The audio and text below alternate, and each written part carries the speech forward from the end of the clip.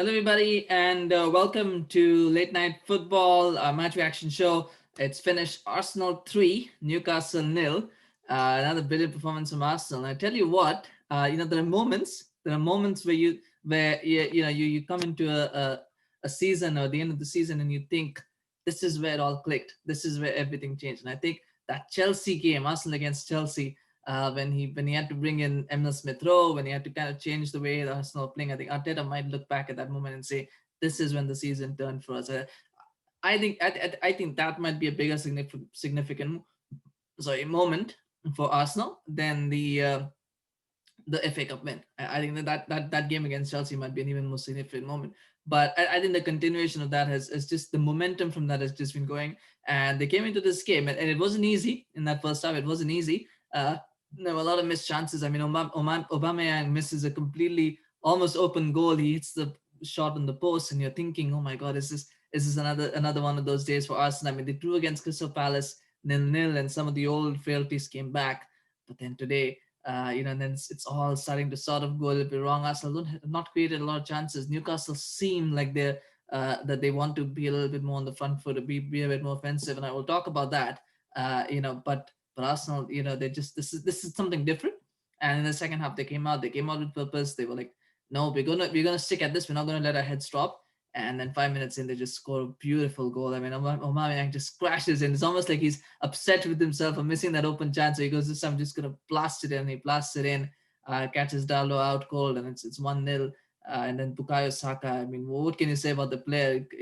Actually, more than that, Emile Smith-Rowe does all the hard work. I think his introduction has really transformed Arsenal. I think him, Gabriel Martinelli, and Bukayo Saka, I think could be an offensive midfield three. I think that could very well be, if they can keep this level up, and that's a big if with Arsenal players, but if they can, that could be something special, sensational, and special trio of players there. But I mean, Smith Rowe does all the hard work, bamboozles the Newcastle defense, and Saka just slots it home and scores a goal. And then Aubameyang finishes things off with a third goal, which I thought that was actually out. I thought Cedric had the ball actually gone out. I mean, when you look at it, it's on your view. You might think, okay, there's maybe a centimeter, maybe a millimeter that's on the line, or it's off for me. And I always look at it as a naked eye test. I don't generally look at VAR and lines and all those things. But as for the naked eye, that looked at like that for me, it looked like it was out.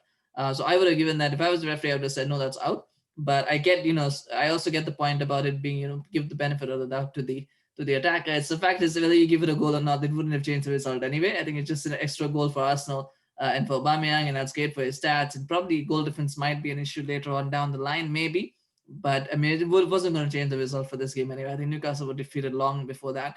But nonetheless, it's good. It's good for Aubameyang to score two and get a little bit of form going for himself. And for Cedric, who doesn't play a lot, he gets an assist. So I think he can be happy as well about that. So it's a nice little confidence boosting goal. But they finished just 3-0. And I mean, one of the things, I think some of the things that I noticed from this game, I think first of all, I think Smith-Rowe, I mean, there's going to be a lot of talk about, Arsenal don't need Ozil because they've got Smith-Rowe and all of that. I think Smith-Rowe, even before Ozil left officially, I think he had already taken over that role. He was doing it in the Europa League. Now he's come into his own here in the Premier League, and he's showing that he can do it here. So I think they've already got that sorted. The question is, do they want to go out and buy another attacking midfielder? Because that's an area that they do have a concern. It's hard to say because, the question is, if Smith-Rowe is going to be your number one attacking midfielder, then how do you go out and who do you go out and buy and convince them that, you're going to be number two to this 19, 20-year-old kid? And we don't want to spend a lot of money on a player because you're going to buy a backup player. So you don't want to spend too much money because then that price tag kind of creates an illusion as well. So who do you buy who's going to be okay with, playing second fiddle to Smith-Rowe and who's still going to be of sufficient quality that he's not that he can come in and be a replacement when needed. It's very hard. It's the hardest thing in the world to do is to buy a player that you want to put on the bench. So I don't see Arsenal making any deals. I mean, they probably should, but I don't see them. Maybe a loan deal for someone. Maybe I can't think of any names right now, but maybe a loan deal for someone to come in and maybe provide some competition. But I don't know where they're going to turn to find that sort of player. So I don't know about that. Maybe Arsenal fans can answer that question. But I mean, he was excellent today. He was brilliant today, and there's not a lot that you can say about a performance other than the fact that it was just incredible the way he's played and the way he's transformed this team. I think him and Martinelli have really changed Arsenal a lot, and I think that is going to be something special to watch over the years. I thought Saka again looked really, really good today. And I mean, Saka has been consistent throughout the season. I think he's been brilliant throughout the season. It's just that he didn't have players in the same wavelength. Arsenal were in a bit of a rut for a long time, and his good work was often going unnoticed. So it's the work that he was putting in before the goal, there was nobody to finish them off because Aubameyang is not in form. But now he's got players around him who are in form, who are understanding what he wants to do, and so they're kind of responding to that. I thought he had a very good season last season as well. I think it was almost a bit like Alphonso Davies, the way he came in, because he could someone who can play left back as well, left wing back. He can play as a left midfielder, left winger. So he can pretty much play anywhere on that left hand side. Now he can also play on the right wing, but he can play anywhere on the left hand side. So he looks like that sort of player that you can put him anywhere on the left, and you're going to get a good performance. I think now Arteta has seen that he is going to be a winger. He's not going to be a full back. He's going to be a winger. He's going to be a right winger or left winger, but he's going to be a winger. So I think that's good to have that clarity on that position for him. I said this, I think, a few weeks ago. I put this out on social media, so the posts are there. I said, I think if the current trajectory holds, I think Saka will be a much better player than Mason Greenwood. I think Mason Greenwood has stalled a lot since his sensational burst of goals toward the end of last season.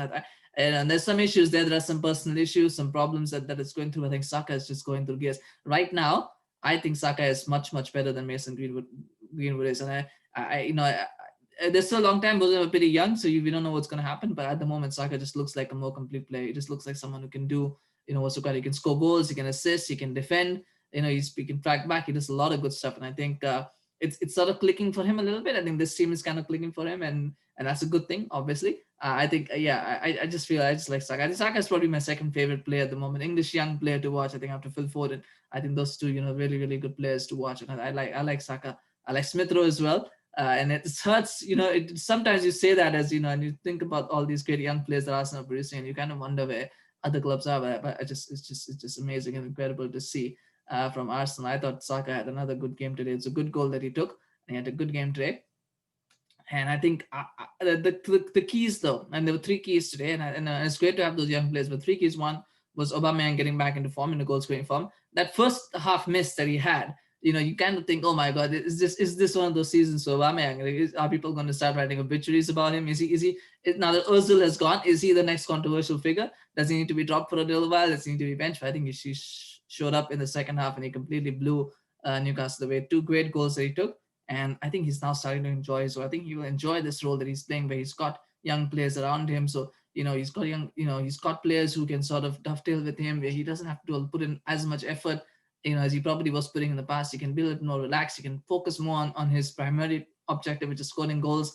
And that will help him, and I think he'll become a better player for it. And the 2 goals would really help his confidence. I think he's showing that now as he's playing a little bit more freely. He's playing with a bit of a smile on his face. He's enjoying himself. I think that's just going to mean that he's going to get better and better as the season goes on. And Arsenal still have a lot to play for this season. The other 2, I think it was good for Thomas Partey to get a bit of game time. It's only Newcastle, but I think it's good for him. I think he shows what he brings to the table.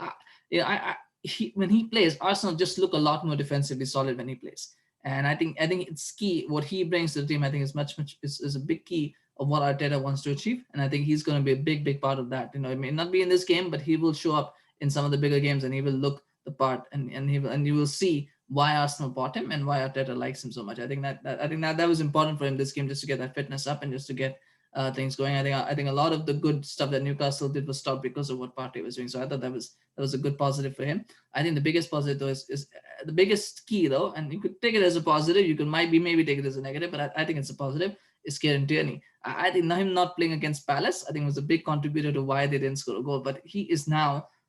I said it yesterday. I said, is Luke Shaw the second best left back in the league? He probably is, but I think Kieran Tierney is not far behind to probably be number 3 right now.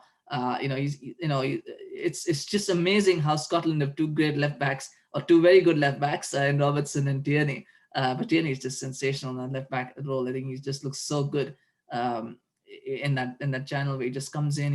And I think it's helping Aubameyang as well, because it means Aubameyang can go a little bit infield. He doesn't always have to hug the touchline as a winger, so he can probably go inside. Something I think Maitland-Niles doesn't offer as much because he's not left-footed. So Maitland-Niles doesn't offer that width on the left back. I think Kieran Tierney offers that, and he's someone he's not afraid of marauding down. He puts in good crosses. He knows how to link up play with the offensive players. I mean, it's just amazing how much fullbacks can contribute if they are offensive minded. How much they can contribute to a team. I think that's just sensational and superb to see. So I think I think Arsenal now as close to a complete team. At least their first 11 looks as close to a complete team as they have looked in a long, long time. The question is, how many of these players can stay fit for the rest of the season? How many of these players can keep up this level? And then the question is how far they can go this season.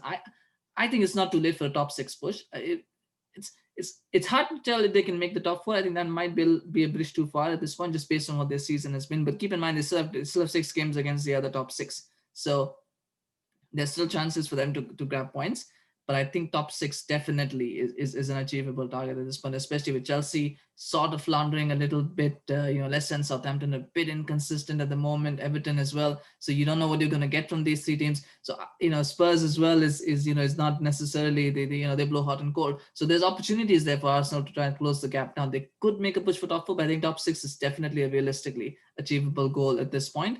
I think that's probably what they'll focus on. Barring that, they still the Europa League, and I think Arsenal now have an 11. If they can keep that 11 fit, I think they're a match for anyone in the Europa League. So I think they'll also look at that as well. If the top 6 goal or the top 4 goal starts to sort of slip away a little bit, I think they still have a team that can sort of compete for the Europa League. I'm not saying they're going to win it, but I'm saying they can start to focus on that and maybe look at that as well as an option. So they've got things there that I think now. At this point, I think Arsenal fans will look at the season with a lot more optimism than they probably did even a month ago or 2 months ago. I think there's something there that I think Arsenal fans can look forward to and think maybe we can go somewhere with that. But on that note, those two teams, and I do want to talk about Newcastle. I think Newcastle came to this game, all kinds of stories. I mean, there's talks of player bust up. There's the fact that the fans are not happy with Steve Bruce. They're not happy with Mike Ashley. Mike Ashley's trying to sell the club for whatever he can get for it, but he's struggling to find buyers. He finds buyers, but then the Premier League sort of says, no, we're not going to sell it to these. You're not going to let you sell it to these guys. I mean, it's just a mess at the moment at Newcastle. And I think today's game, and as I was watching that game, to me, there was two things that I wanted to make a note of. The first thing with Steve is that, I mean, what Newcastle did today is they tried to be on the front foot. They tried to play on the front foot. They tried to attack. I mean, it's something to say that when you say you want to attack, but then you've got Almiron and Joelinton. Joelinton, by the way, is a 40 million pound striker who's playing as your left wing back. And you've got Almiron, who signed this incredible attacking midfielder, somebody who can create stuff, and he's playing as a right wing back. So, I mean, there's something to be said about that, but they looked to play on the front foot. And I just wondered, was it because Bruce has finally had enough and said, you know what, I'm going to listen to the fans and I'm going to play attacking offensive football because that's what the fans want. So I'm going to do that. And in which case, I think that was a mistake, because you don't do that against Arsenal. If there's one team that you should not be playing expansive football against, it's Arsenal, because Arsenal will kill you on the counter attack if you do that. So I think that was a mistake if he did that, if that was the reason why he did it, where he said, you know what, we'll play on the front foot, we'll listen. And I think it's a good example of why you should not listen to the fans every time. I mean, sometimes, yes, you've got to understand what the fans want. You've got to kind of, you've got to know when to please them and when to just, stand firm, because as a manager, you're the one, you've got to back yourself and your instincts. And I think in this case, if that was the reason why he acquiesced to the fans and said, this is what you want, so this is what we'll do, I think that was a mistake. But I think the bigger reason why he played this way today, I think, is that because this was a free hit. I mean, Arsenal away, nobody expects Newcastle to win. So I think what he was, this is what I think he did. I mean, I'm not saying that this is absolutely what he did, but I think he went attacking because he said to himself, this is a free hit of a game. I'm going to go attacking because 99% likely we'll lose. But if we win, we'll get a little bit of pressure off, we'll get some plaudits, and maybe there's something there. But the likelihood is that we'll lose. And I can use that as an excuse to say, look, we try to play attacking. This team is not good enough to play attacking football. That is why we have to park the bus, because that is the only way we're going to get points and we're going to avoid relegation. And I think that might be the mindset that he went in with in this game. He said, fine, let's attack. Let's have it your way. Let's try and attack. But you will see that you guys are not good enough. And I don't think Arsenal are good enough to play a front foot style anyway. I don't think they have Newcastle are not good enough to play the front foot style. They don't have the players to play it. I mean, they just don't. And there's no shame in that. That's just the reality of the situation. Do the fans deserve better? Yes, probably. But then that's a different conversation. I think right now, Bruce has got to work with the players that he has. And the players he has, they just can't execute the style that the fans want. So there's a bit of a conundrum there. And what do you exactly do with that? It's a whole situation. But I just feel that there was a bit of there's a bit of a thing that's going on. And how long is Bruce going to last in his job? It's hard to say. Conventional wisdom says you should probably sack him because he's getting closer. Newcastle are getting closer and closer to those relegation spots. But at the same time, it's Mike Ashley. He's a non-stingy person. So is he going to take Bruce off and then bring some? Who is he going to bring in? Who's going to come in? Who wants to come to this job? And those are sort of questions to be answered. But anyway, that's not a concern for Arsenal fans. They've beaten Newcastle 3-0. They start to now move back up the table, slowly starting to maybe threaten, Chelsea and Spurs and Leicester and Southampton. I think even Everton, Aston Villa, they're probably looking over their shoulders a little bit as well, thinking, all right, what's going on here? What's happening? Let's be cognizant of this other team that's now starting to sort of climb its way up. But I mean, there's still there's so many twists and turns left to go. But it's a great win. It's a great win, and the future looks bright for us. And I think that's one of the biggest takeaways that you can probably highlight from this game is the fact that Arsenal just have a brilliant core of young players that are coming through, and that's something that's really bodes well. But smash a like if you enjoyed the game, if you enjoyed this video. Let me know what you thought in the comment section as well, and how far do you think Arsenal can go this season? How far do you think Newcastle can go this season? Let me know what you think. And also, please remember to subscribe to the channel if you're new. I want to keep producing these videos, and if you subscribe, that really supports.